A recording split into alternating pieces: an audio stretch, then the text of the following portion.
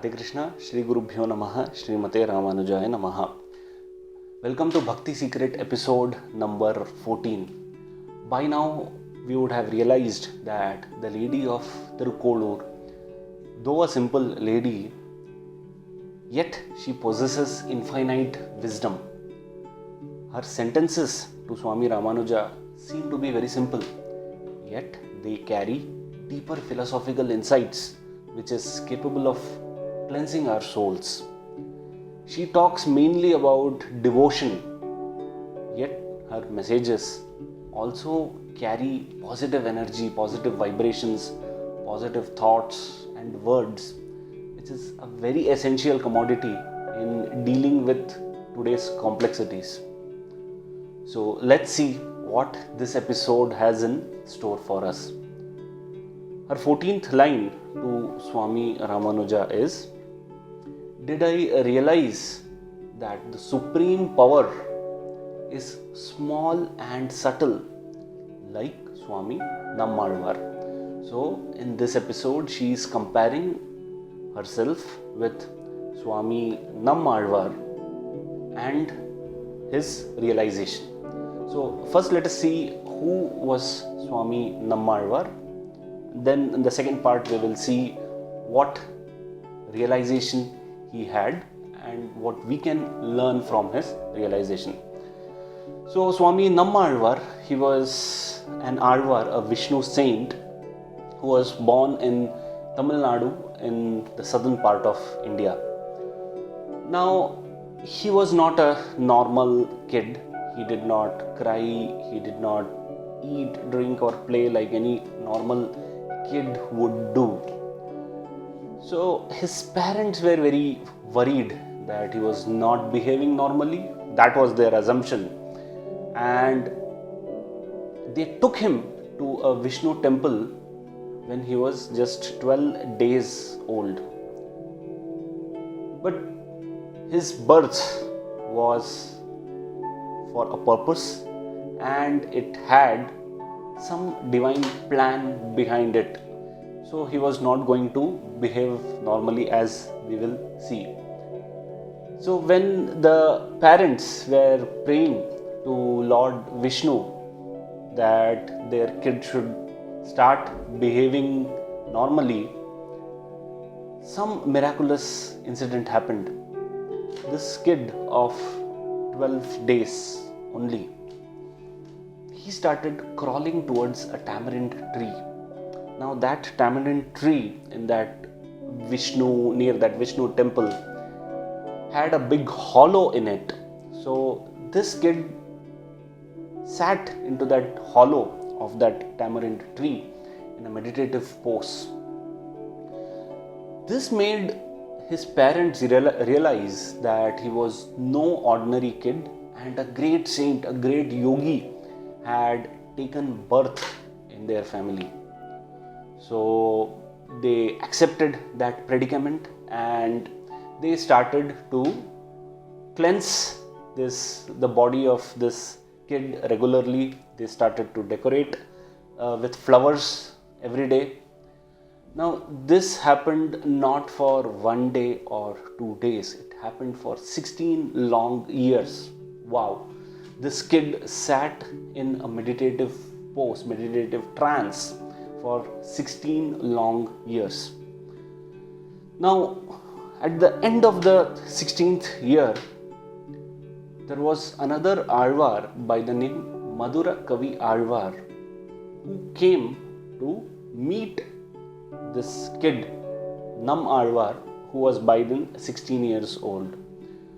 Now, what made this Madura Kavi Alvar to come to Nammalvar is a separate topic, and interestingly it is one of the Bhakti secrets. We will see his story also in the next maybe 5 or 6 episodes. So we will see what made Madura Kavi Alvar meet Nammalvar, and that was the point when Nammalvar's 16 years of meditative trance came to an end. Now, after coming out from the meditative trance, Swami Nammalvar started singing poems and hymns in the praise of Lord Vishnu. Now, all of those hymns exist even today. They are a part of a collection of Tamil poems in praise of Lord Vishnu called Divya Prabandham, which is still sung in many South Indian households. So that was something in brief about Swami Nammalvar. Now let us go to see what he realized.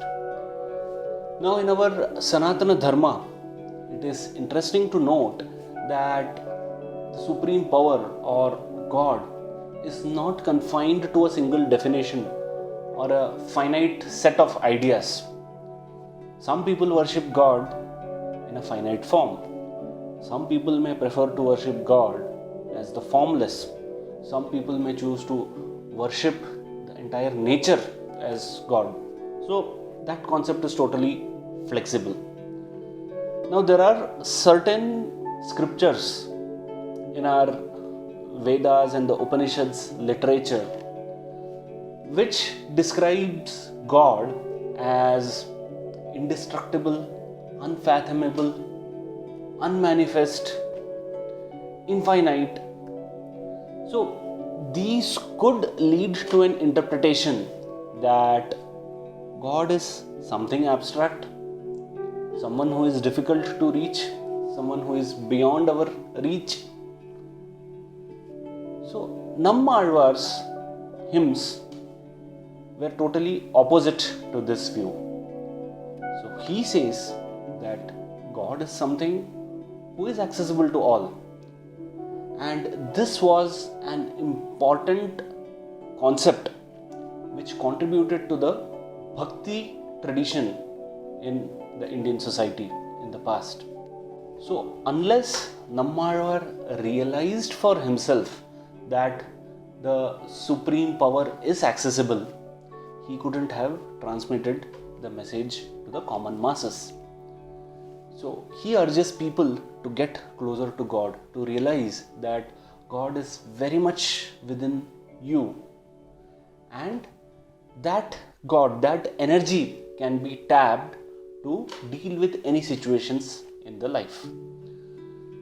Now he goes on further to explain, and this is also contained in a lot of our scriptures, that the power came as Krishna to Yashoda.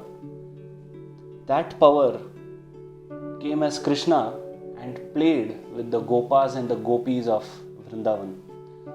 That power came as Krishna and he acted as the charioteer to Arjuna in the Mahabharata war. Now, in accordance with the rules of warfare, whenever the warrior is fighting in the war field, he is not able to communicate to the charioteer about the direction in which his chariot should go because of the obvious noise and the tension prevailing. So what he does is he kicks on the left or the right shoulder of the charioteer to indicate the direction where the chariot should go. Now think how much kicks Krishna would have received from Arjuna in the course of the Mahabharata war.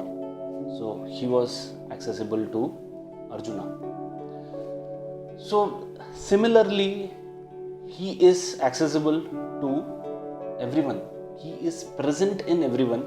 It is for us to realize.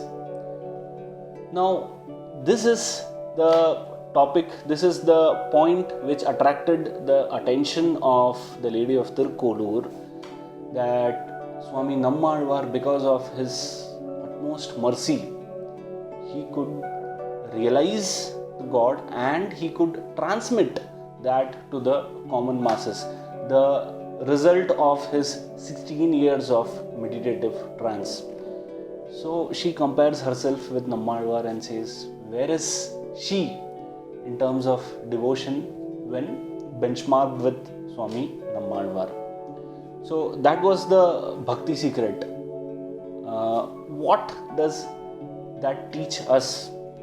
So the first and the foremost thing is we should be teaching our kids that the supreme power is within them as well, within everyone.